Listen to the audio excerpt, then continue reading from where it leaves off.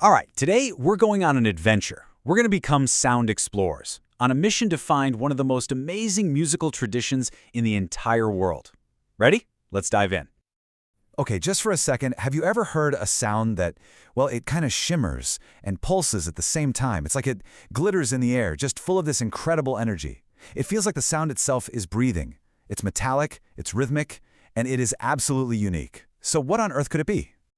Well, to solve this little musical mystery, we've got to travel. And we're headed to the beautiful island of Bali in Indonesia, because that's the home of this mystery sound, a sound that's pretty much the heartbeat of the entire island. Okay, so what is this incredible music called? It's got a name, and it's time for the big reveal. We are talking about the Balinese Gamelan. So a gamelan is basically an orchestra, or an ensemble, but it's made up almost entirely of percussion instruments. And the real secret, the key to that shimmering sound we were talking about, is this really cool thing called interlocking patterns. Imagine a bunch of musicians, all playing slightly different notes and rhythms, but they weave them together so perfectly that they create this single, amazing, vibrant sound. It's wild. And it's not just one instrument, it's a whole family of them. You've got these things called metallophones. Think of a xylophone, but with bronze bars that give it this incredible ringing sound. They carry the main tune. Then you have these massive, deep-sounding gongs that mark the big beats. The hand-played drums, called kendang, are kind of like the conductor, driving everything forward. And you even get these beautiful bamboo flutes, the suling, that just float a sweet, airy sound right over the top of it all. And here's the thing. This isn't just music you listen to in a concert hall. Nope. In Bali, gamelan is, well, it's essential.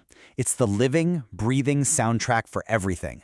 For these incredible traditional dances, for telling epic stories with shadow puppets, and for the most important ceremonies and rituals. It's woven right into the fabric of daily life. Okay, so how in the world do all those different parts come together to make such a complex, amazing sound?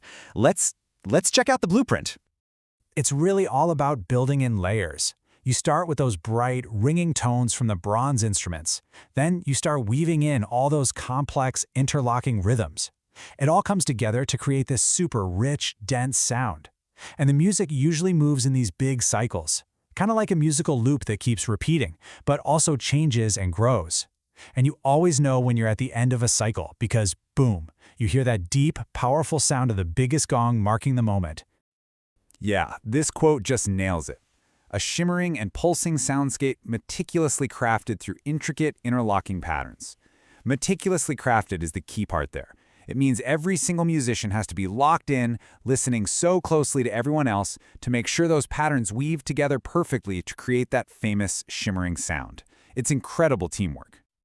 But, not all gamelan music sounds the same. Not even close. Let's meet two of the most famous styles. And trust me, they have completely different personalities. So on one hand, you've got something called gong kebiar.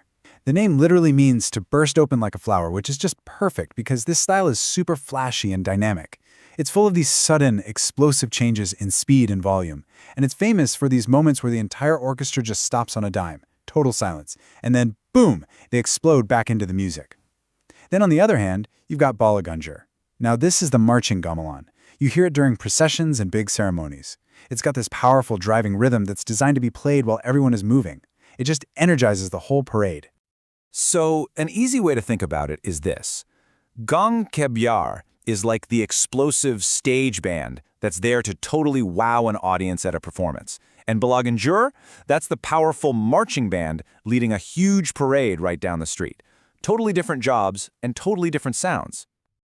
Okay, you've learned about the instruments, the structure, the different styles. I think you're ready. Now it is your turn to put your ears to the test and become a real sound explorer. All right, let's play a little game I like to call Soundscape. We're about to listen to a piece of gamelan music, and as it plays, I just want you to listen closely and think about a few questions. Are you ready to really use your ears? Okay, let's listen. First things first. What words pop into your head when you hear this? Can you hear that shimmering quality we've been talking about? Can you feel that pulse in the music? What about those bright, metallic sounds from the bronze instruments? Just listen. There are absolutely no wrong answers here. Okay, now let's talk about the mood. How does this music make you feel? Does it sound bright and happy, full of energy like a sunny day? Or Does it feel maybe a little more mysterious, more thoughtful?